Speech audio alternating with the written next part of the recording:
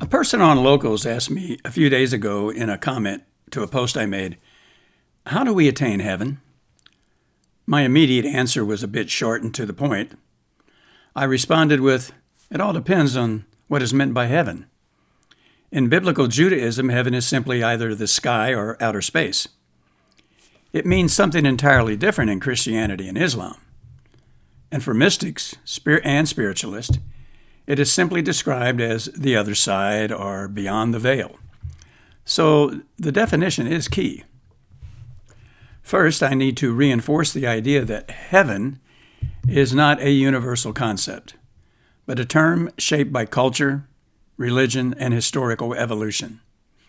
In the Hebrew Bible, the Tanakh, the word shamayim simply means the sky or the cosmos, and is translated as heaven or heavens.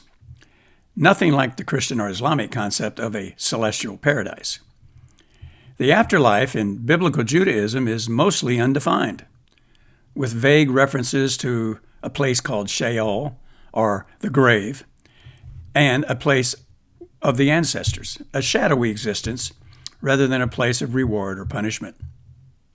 However, later Jewish thought, especially in the Second Temple period, influenced by Persian and Hellenistic ideas, introduced notions of the Olam Haba, the world to come, Gan Eden, a paradise-like resting place for the righteous, also called in Abraham's bosom in the 1st century CE, and Gehinnom, a place of purification, but not eternal damnation. I expanded on these concepts in an earlier video titled Jews and Hell. A link is in the description of this video. I encourage you to check it out. Rabbinic Judaism focuses more on fulfilling mitzvot or commandments in this life rather than worrying about an afterlife. Christianity, emerging from Jewish thought but influenced greatly by Greco-Roman beliefs, placed heavy emphasis on heaven as a place of divine reward and hell as a place of punishment. The idea of attaining heaven became linked to faith in Jesus as the Messiah, particularly through doctrines of grace, salvation, and resurrection. This is where the question, "How do we attain heaven?" likely originates. Christian theology teaches that heaven is a goal, a destination one reaches by meeting certain spiritual or doctrinal requirements. This is fundamentally different from Jewish thought, which is more concerned with living righteously in the here and now.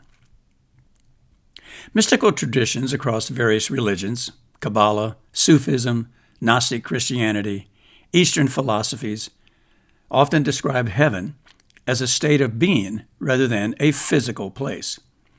In Kabbalah, for example, the Alamot, which means worlds, represent different spiritual dimensions, and the soul's journey is about elevating itself through closeness to the divine rather than going to a specific location. Similarly, many spiritual traditions see the afterlife as a return to source, a reunion with divine energy, or simply a transition into another form of existence. So then, how do we attain heaven? Well, if by heaven you mean the Christian version, it depends on the denomination. Some emphasize faith alone, sola fide. Others, good deeds, sacraments, or divine grace. If you mean the Jewish perspective, there is no single path, but righteousness, or tzedakah, study of Torah, and ethical living are central. If you follow mystical traditions, heaven may not be a place at all, but a state of mind to achieve through enlightenment, spiritual connection, or purification of the soul. And if you take a secular or a philosophical stance, heaven might just be the legacy we leave behind and the way we impact the world while we're still alive. When it comes to the question like this, my philosophy is, rather than worrying about attaining heaven, maybe the real question should be, how do we live in such a way that whatever comes next, we meet it with peace? I want to thank that person for the question that they posed to me. It was a relevant one that many people ponder. I hope this video helps you and anyone else thinking about it. What do you think about the attainment of heaven, or whatever may lay before all of us once we leave behind this mortal frame?